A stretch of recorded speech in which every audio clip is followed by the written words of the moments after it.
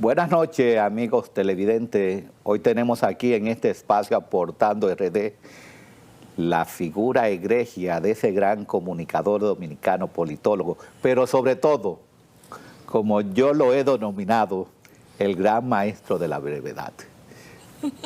Porque todas las preceptualizaciones de Pelegrín Castillo son pensamientos ligeros, suaves, parcos, lacónicos sobre todo, no se extienden la palabra. Y por algo es el maestro de la brevedad. Buenas noches, Pelegrín. Buenas noches, muy contento de encontrarme aquí, recordando a Quevedo, que decía que detrás de un elogio inmerecido se esconde una burla.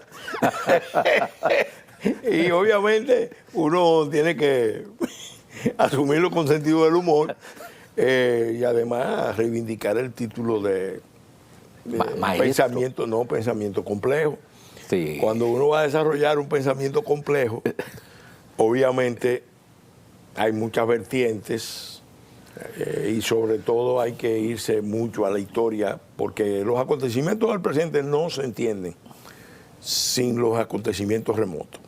Estamos conscientes de eso y es uno de los temas, las grandes temáticas de lo que es la ciencia geopolítica, que en ocasiones nosotros queremos hablar del presente, sin tener nociones del presente, pero sobre todo sin conocer el pasado. Y para conocer el pasado hay que hacer historia.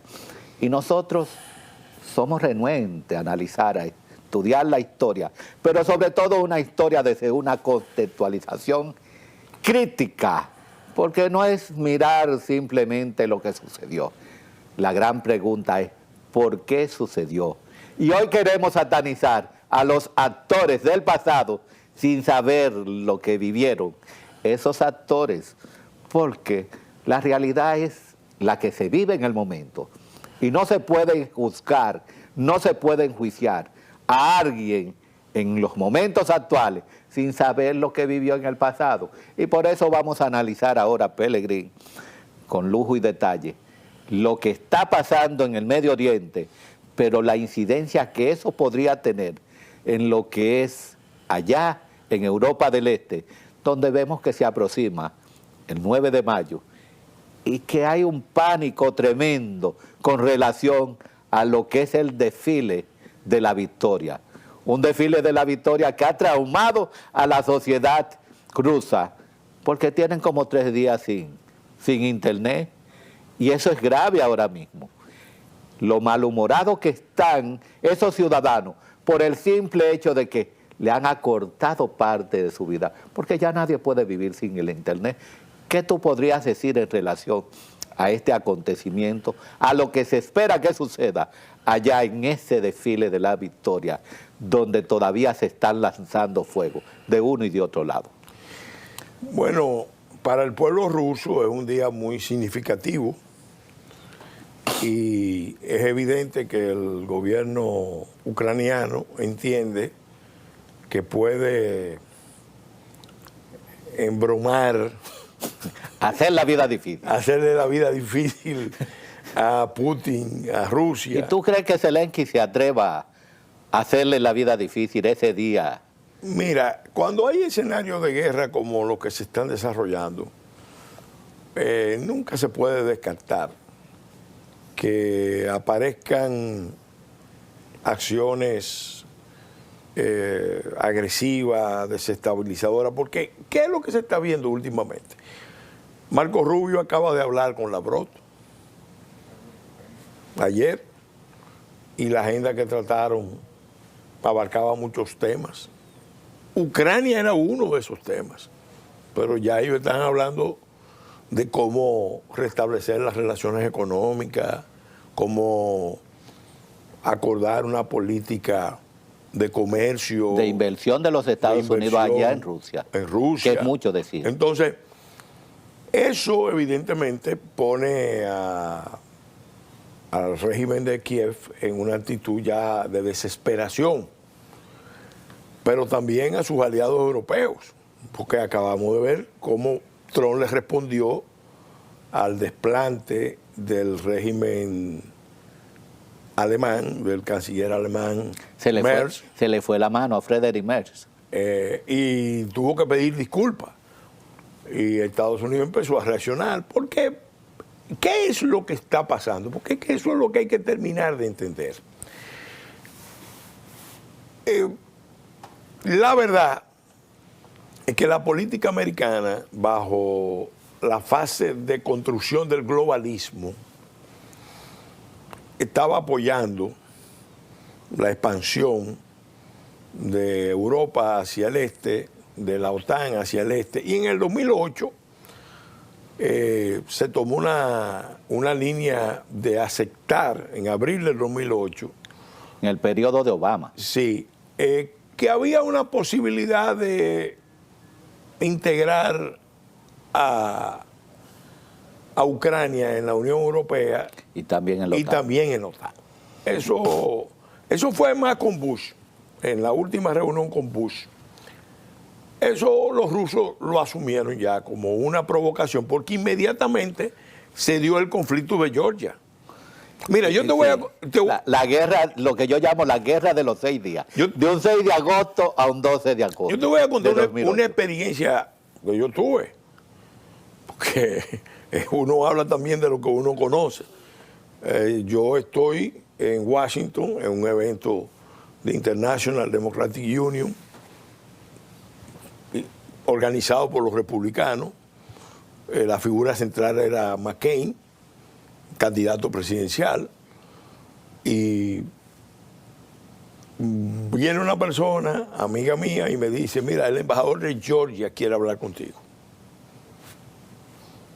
¿Cómo? Que el embajador de Georgia en Washington quiere hablar conmigo. Inmediatamente me quedo con la duda de qué es lo que ha pasado. Tú eras Yo era diputado a la sazón. Diputado. Y acababa de recibir una delegación de Gazprom aquí, que vino A la exploración. No, ellos vinieron a explicar en la Comisión de Energía y Minas los planes que ellos tenían con República Dominicana. Pero cuando estoy ahí, me voy a la reunión y le digo a una amiga de Suecia, acompáñame, vamos a la reunión. Y el embajador lo que fue a llevarme un mensaje del gobierno de Georgia. 2008, sí, 2008. Que tratáramos, o 2009, que tratáramos por todos los medios de que el gobierno del presidente Fernández, que le transmitiera eso al presidente Fernández, no reconociera la independencia de Osetia y Abjasia. Y Abjasia. Sí. Y yo le pregunté por qué ellos tenían esa inquietud, porque no lo entendía. Me decía, no, porque allá estuvieron unos diputados dominicanos y fueron entrevistados en los medios de Georgia, no, en los medios rusos, con relación al conflicto que estaba desarrollándose o acababa de desarrollarse en Georgia. Y ahí obviamente se habló de la posibilidad de que República Dominicana hiciera un reconocimiento. Yo no sabía que había diputados dominicanos y parece que fueron algunos funcionarios de Cancillería. Pero no también. en representación del gobierno dominicano. No. Invitados que fueron, y yo le aclaré al embajador, yo le dije, mire, embajador, le voy a decir, yo no le voy a transmitir esto al presidente Fernández, pero yo le puedo decir, transmítele a su gobierno mi opinión. Sin haber hablado con el presidente Fernández, yo le garantizo que el presidente Fernández no va a tomar una decisión de ese tipo. No la va a tomar. Yo lo conozco y sé que él no va a tomar una decisión de ese tipo. Violenta la soberanía. No, pero lo que pasaba era, y yo se Porque lo... ni siquiera estaba en proceso en ese entonces el reconocimiento de Osetia del Sur y de Abjasia como repúblicas. Ellos lo estaban, no, ya lo estaban planteando. Acuérdate sí, que pero todavía en el inmediatamente- 2008. Después del 2008 fue que se planteó. Inmediatamente después pasó lo que pasó, que fue en América Latina, Nicaragua reconoce la República de Osetia y Abjasia. Y creo que Cuba. Entonces, pero fíjate hasta dónde llegó. Después yo tuve oportunidad de hablar con el primer ministro de Georgia en Londres y me agradeció la gestión y la explicación, porque yo le dije, mire, yo estoy seguro que el presidente Fernández no va a dar ese paso, eso es lo primero, pero se lo voy a transmitir. Y hablé con el presidente Fernández.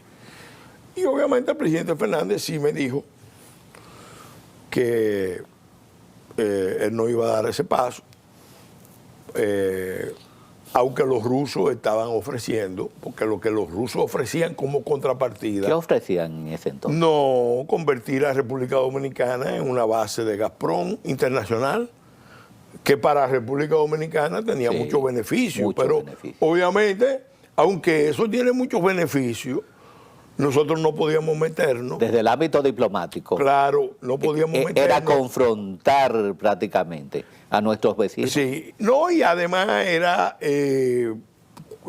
desafiar las posiciones de la Unión Europea. Yo sí critiqué al gobierno dominicano cuando hizo el reconocimiento de Kosovo, que no debió haberlo hecho, que sí lo hizo por presión de la Unión Europea y de los propios norteamericanos. Estados Unidos.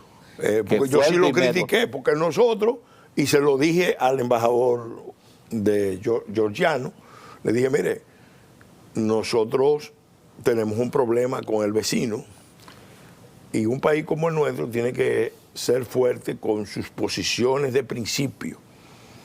No puede ceder o adoptar posiciones que después puedan usarse en su contra. En su contra, eso es cierto. Y eso se lo expliqué. Entonces, ¿qué es lo que está pasando ahí?